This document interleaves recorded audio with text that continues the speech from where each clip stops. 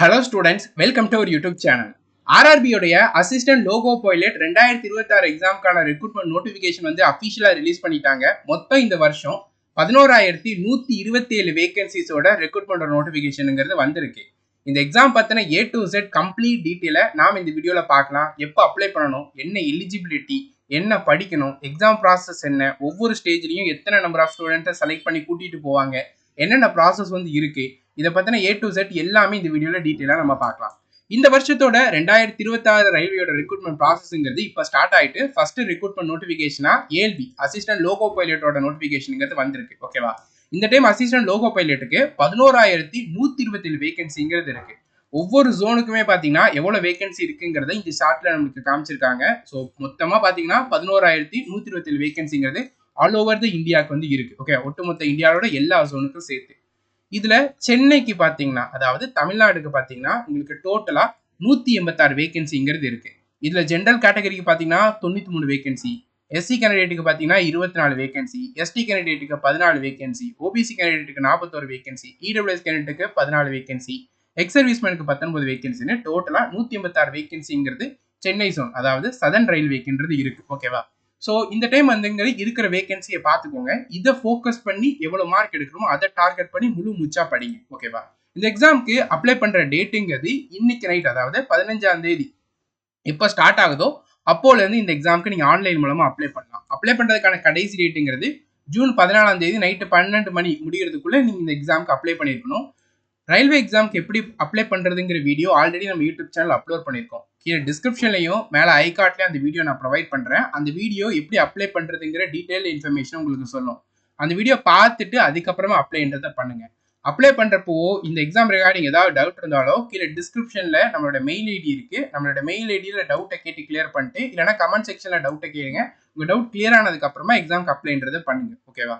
So apply பண்ணுறதுக்கான கடைசி டேட்டுங்கிறது June 14ஆம் தேதி.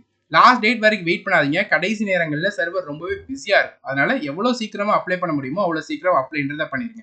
இந்த எக்ஸாமோடைய பே லெவலுங்கிறது பே லெவல் 2. பேசிக் பே 19,900.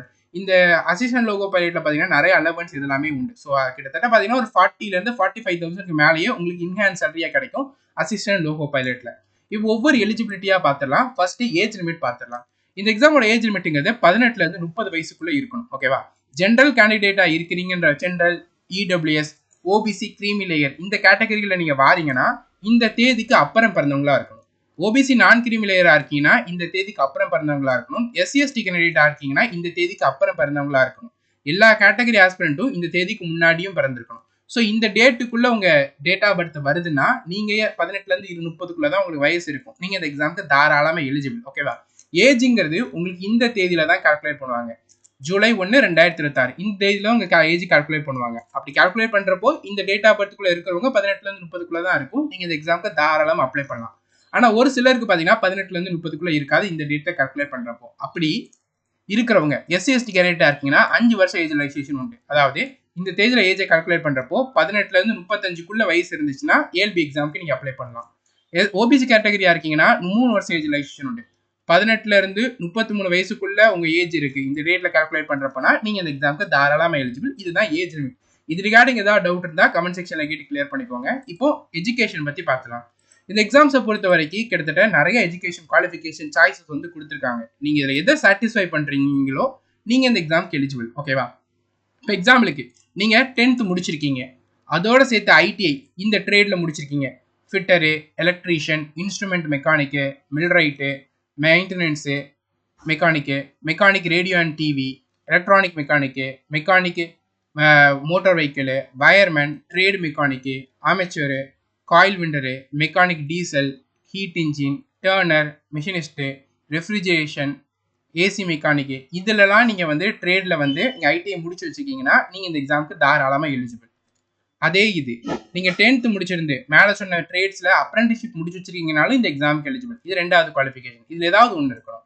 இல்ல நீங்க 10th முடிச்சிருந்து மெக்கானிக்கல், எலக்ட்ரிக்கல், எலக்ட்ரானிக், ஆட்டோமொபைல் இன்ஜினியரிங்ல 3 வருஷம் டிப்ளமோ முடிச்சு வச்சிருக்கீங்க 10th முடிச்சிட்டனாலும் இந்த எக்ஸாமுக்கு எலிஜிபிள் தான்.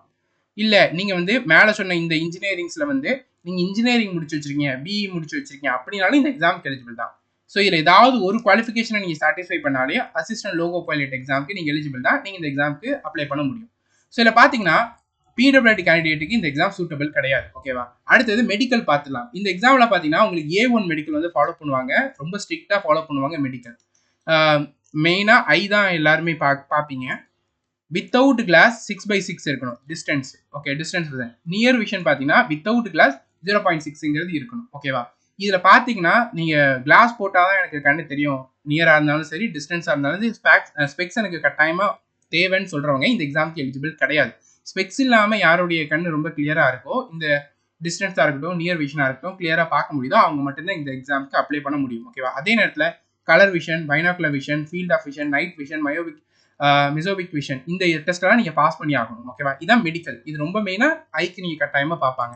இந்த எக்ஸாமோடைய செலெக்ஷன் ப்ராசஸ் பார்த்தலாம். இந்த எக்ஸாமில் மொத்தம் 3 செலெக்ஷன் ப்ராசஸ் வந்து உண்டு. ஓகேவா? ஃபர்ஸ்ட் ஸ்டேஜ் ஆஃப் எக்ஸாமை CPT 1ன்னு சொல்லுவோம். அதை கிளியர் பண்ணுறவங்க CPT 2க்கு போவாங்க. அதுக்கு அடுத்த ஸ்டேஜை நம்ம வந்து கம்ப்யூட்டர் பேஸ்ட் ஆப்டிடியூட் டெஸ்ட்னு சொல்லுவோம். இதை கிளியர் பண்ணுறவங்க அடுத்த டெஸ்ட்டுக்கு வந்து போவாங்க. இந்த CP80ங்கிறது தான் ஒரு ஃபைனல் ரவுண்டுங்கிற மாதிரி. இதை நீங்கள் கிளியர் பண்ணிட்டீங்கனாலே உங்கள் ஜாப் கன்ஃபார்ம்ங்கிற மாதிரி தான். ஏன்னா அடுத்தது டாக்குமெண்ட் வெரிஃபிகேஷன் மெடிக்கல் தான் நடக்கும். இல்லை CPT 1 முடிஞ்சு CPT 2க்கு ஒரு வேலைக்கு 15 பேருன்ற மாதிரி கூட்டிகிட்டு போவாங்க. ஒரு வேலைக்கு 15ங்கிற ரேஷியோவில் கூட்டிகிட்டு போவாங்க.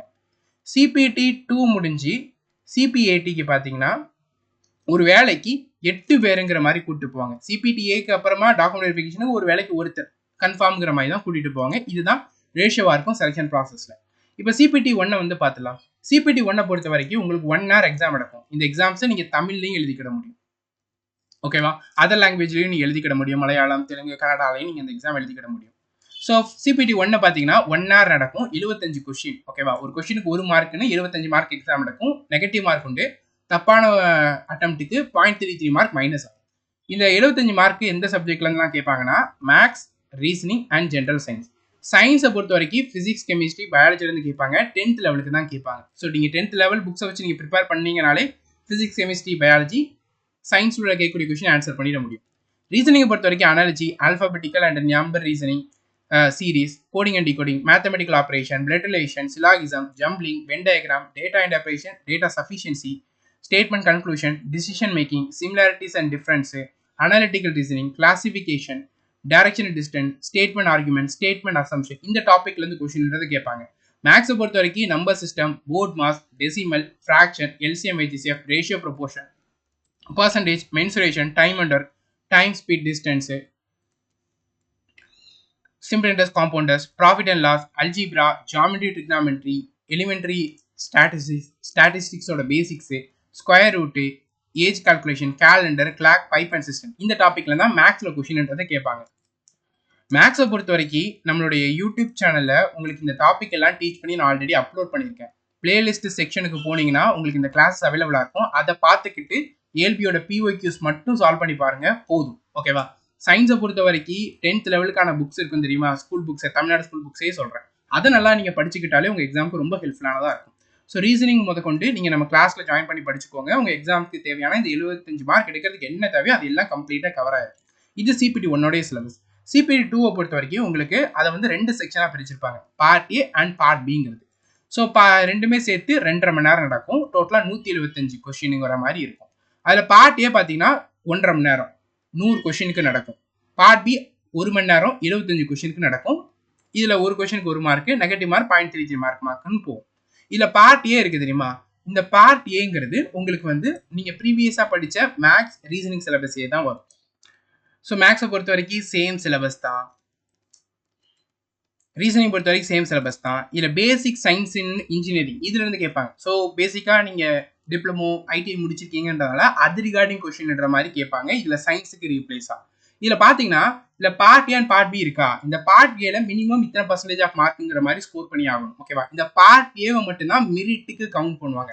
பார்ட் Bங்கிறது வெறும் குவாலிஃபைங் தான். இந்த பார்ட் Bல வந்து நீங்கள் ஒரு 35% ஆஃப் த மார்க் எடுத்தாலே போதும், குவாலிஃபை பண்ணிடலாம். இது உங்கள் மெரிட்டில் ஆட் ஆகாது. மெரிட்டில் ஆட் ஆக போகிறதுங்கிறது பார்ட் A. இந்த 100 கொஸ்டினுக்கு நீங்கள் என்ன மார்க் எடுக்கிறீங்களோ அதுதான் மெரிட்டில் ஆட் ஆகும்.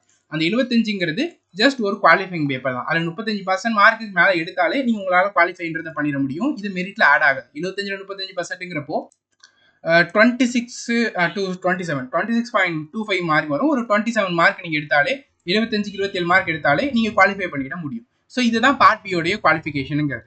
ஸோ இந்த பார்ட் B பொறுத்த வரைக்கும் உங்களுக்கு என்ன டாப்பிக்லேருந்து கேட்பாங்கன்னு எடுத்துக்கிட்டிங்கன்னா பார்ட் பியை பொறுத்த வரைக்கும் நீங்க என்ன ட்ரேடில் என்ன குவாலிஃபிகேஷன் நீங்க வச்சிருக்கீங்களோ அது ரிகார்டிங் தான் பார்ட் பியில் கொஸ்டின்ங்கிறது வரும். எலக்ட்ரிக்கல் இன்ஜினியரிங் அண்ட் அது காம்பினேஷனான சப்ஜெக்ட்ஸ் நீங்க வந்து குவாலிஃபிகேஷன் வச்சிருக்கீங்க, அதுல ஐடிஐ டிப்ளமோங்கிற முடிச்சிருக்கீங்கன்னா இந்த சப்ஜெக்ட்ல இருந்தா உங்களுக்கு பார்ட் பியில் கொஸ்டின்ங்கிறது வரும். அதே மாதிரி எலக்ட்ரானிக் இன்ஜினியரிங் அது ரிகார்டிங் இருக்கக்கூடிய ஃபீல்டில் நீங்கள் குவாலிஃபிகேஷன் இதெல்லாம் வச்சிருக்கீங்கன்னா இந்த சப்ஜெக்ட்ல இருந்தால் பார்ட் பியில் கொஸ்டின்ன்றது வந்து உங்களுக்கு வரும். ஓகேவா? ஸோ இதுதான் மெயினாக பார்ப்பாங்க. மெக்கானிக்கல் இன்ஜினியரிங் முடிச்சிங்கன்னா இதுதான் உங்களோட சப்ஜெக்ட் சாய்ஸாக இருக்கும். இதை நீங்கள் சூஸ் பண்ணி அப்ளை பண்ணுற மாதிரி இருக்கும். அதே மாதிரி ஆட்டோமொபைல் இன்ஜினியரிங்ல முடிச்சிருக்கீங்கன்னா இதுதான் உங்களுடைய சப்ஜெக்டாக இருக்கும். இதை சூஸ் பண்ணி நீங்கள் அப்ளை பண்ணுற மாதிரி இருக்கும். இதுதான் CPT 2 எக்ஸாமோடைய ப்ராசஸ். இது முடிஞ்சோடனே CP80ங்கிறது நடக்கும். இது முடிஞ்சதுக்கு அப்புறமா பார்த்தீங்கன்னா உங்களுடைய document verification, final result, joining, medical இதெல்லாமே உங்களுக்கு கண்டக்ட்ங்கிறத பண்ணுவாங்க. இந்த எக்ஸாமோட எக்ஸாம் ஃபீஸுங்கிறது உங்களுக்கு 250 rupees பே பண்ணணும். யாருன்னா SC/ST candidate, ex serviceman, female, transgender, minorities or economically backward classes இந்த கேட்டகரிக்குள்ள வரக்கூடிய ஆஸ்பிரன்ஸ் பார்த்தீங்கன்னா 250 ரூபா ஃபீஸ் பே பண்ணால் போதும். அந்த ஃபீஸுங்கிறது உங்களுக்கு வந்து CP2 1 எக்ஸாம் முடிஞ்சதுக்கு அப்புறமா ரீஃபண்ட் பண்ணிடுவாங்க. இது கேட்டகரிக்குள்ள வராத கேண்டிடேட் இருப்பீங்க தெரியுமா? எக்ஸாம்பிளுக்கு ஜென்ரல், OBC, EWS கேட்டகரியில் வரக்கூடிய மெயில் கேண்டிடேட் நீங்க எல்லாருமே 500 ரூபா ஃபீஸ் பே பண்ணணும். அது 400 ரூபா உங்களுக்கு ரீஃபண்ட் பண்ணிடுவாங்க CPT 1 எக்ஸாம் முடிஞ்சதுக்கு அப்புறமா. எங்க அப்ளை பண்ணணும்னு கேட்டீங்கன்னா Chennai website, RRB Chennai website வந்து உங்களுக்கு RRB சென்னைன்னு கூகுளில் சர்ச் பண்ணிங்கனாலே வந்துடும். ஓகேவா? அந்த வெப்சைட்ல போயிட்டு நீங்க மேல அப்ளைன்ற ஒரு செக்ஷன் வந்து காட்டும். வெயிட் பண்ணுங்க.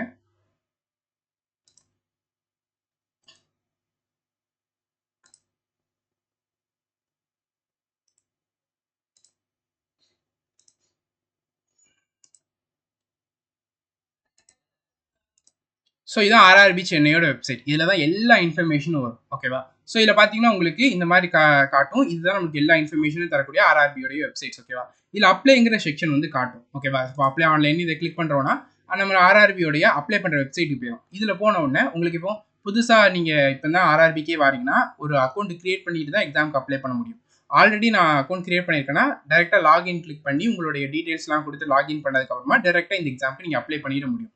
எப்படி அப்ளை பண்ணுறதுங்கிற வீடியோ எல்லாமே டிஸ்கிரிப்ஷனில் கொடுத்துருக்கேன். இந்த வீடியோட ஸ்டார்டிங்கில் சொன்ன மாதிரி அதை ஃபாலோ பண்ணி இந்த எக்ஸாமுக்கு அப்ளைன்றதை பண்ணிடுங்க. ஓகேவா? இதான் இந்த எக்ஸாமுக்கு அப்ளை பண்ணுற ப்ராசஸ். இந்த எக்ஸாமோடைய கம்ப்ளீட் சிலபஸ் ஆல்ரெடி நம்மளுடைய பிரம்மாஸ்திரா பேட்சில் கவர் பண்ணியிருக்கோம். ரயில்வே அண்ட் SSC எக்ஸாமோட எல்லா சிலபஸும் இந்த கோர்ஸில் உங்களுக்கு கவர் ஆயிருக்கும். இல்லை RRB 2026ஓட இந்த ஃபோல்டருக்கு நீங்கள் போனீங்கன்னா ரீசனிங், மேக்ஸ், ஜென்ரல் அவேர்னஸ் இந்த கிளாஸஸ் வந்து உங்களுக்கு அவைலபிளாக இருக்கும். ரீசனிங் போனீங்கன்னா ரயில்வேயோட என்ன சிலபஸோ ரீசனிங்கிற ஃபோல்டரை அது கம்ப்ளீட்டாக கவர் பண்ணியிருப்போம் வித் டெஸ்ட்டோட. அதே மாதிரி மேக்ஸோட சிலபஸ் என்னவோ அரித்மேட்டிக் என்ன அட்வான்ஸ் என்ன கம்ப்ளீட் சிலபஸை கவர் பண்ணி வித் டெஸ்ட்டோட உங்களுக்கு ப்ரொவைட் பண்ணியிருக்கோம். ALBக்கு சயின்ஸ் தான் வரும். ஃபிசிக்ஸ், கெமிஸ்ட்ரி, பயாலஜி கம்ப்ளீட் பண்ணியிருக்கோம். இந்த கோர்சஸில் நீங்கள் ஜாயின் பண்ணிக்கிட்டீங்கன்னா உங்களுக்கு கம்ப்ளீட் சிலபஸ் வித் சாப்டர் டெஸ்ட்டோட நீங்கள் கவர் பண்ணிட முடியும். அதுக்கப்புறமா நம்ம கொடுத்த நோட்ஸை நல்லா ரிப்பீட்டடாக ரிவைஸ் பண்ணிட்டு ப்ரீவியஸ் இயர் கொஸ்டின் ரெகுலராக நீங்கள் சால்வ் பண்ணி பார்த்துட்டே இருங்க. உங்கள் எக்ஸாம்ஸை நிச்சயம் உங்களால் கிளியர் பண்ணிட முடியும். இந்த கிளாஸஸ்க்கான லிங்க் டிஸ்கிரிப்ஷன் அவைலபிளாக இருக்குது. ரெக்கார்டர் கிளாஸஸ் தான், நீங்கள் எப்போனாலும் பார்த்துக்கலாம். PDF நோட்ஸ் ப்ரொவைட் பண்ணிடுவோம். அதை டவுன்லோட் பண்ணி நீங்கள் பிரிண்ட் அவுட் எடுத்து படிச்சுக்கிடலாம். நான் இதில் கொடுத்துருக்கிறது நீங்கள் நல்லா படிச்சுட்டாலே சிலபஸ் ஓவர். அதுக்கப்புறம் நல்லா ரிவிஷன் ப்ராக்டிஸ் நல்லா பண்ணுங்கள். உங்கள் காம்படிட்டிவ் எக்ஸாம்ஸும் உங்களால் நிச்சயமாக கிளியர் பண்ண முடியும். ஸோ 11,127 வேகன்சிஸோட இந்த வருஷத்துக்கு ரெக்கார்ட் வந்து வந்திருக்கு. இதில் எலிஜிபிளாக இருக்கவங்க கட்டாயமாக மிஸ் பண்ணிடாதீங்க. அப்ளை பண்ணிடுங்க. அப்ளை பண்ணுறப்ப ஏதாவது மிஸ்டேக் பண்ணிட்டீங்கன்னா பயப்படாதீங்க. ஜூன் 17 ஜூன் 26 வரை பண்ண மிஸ்டேக்ஸை கரெக்ஷன் பண்ணுறதுக்கு சாய்ஸ் ஆப்ஷன் வந்து கொடுத்துருப்பாங்க. அப்போ நீங்கள் பண்ண மிஸ்டேக்ஸை சரி பண்ணிக்கிட முடியும். ஓகேவா? So all the best students and thank you.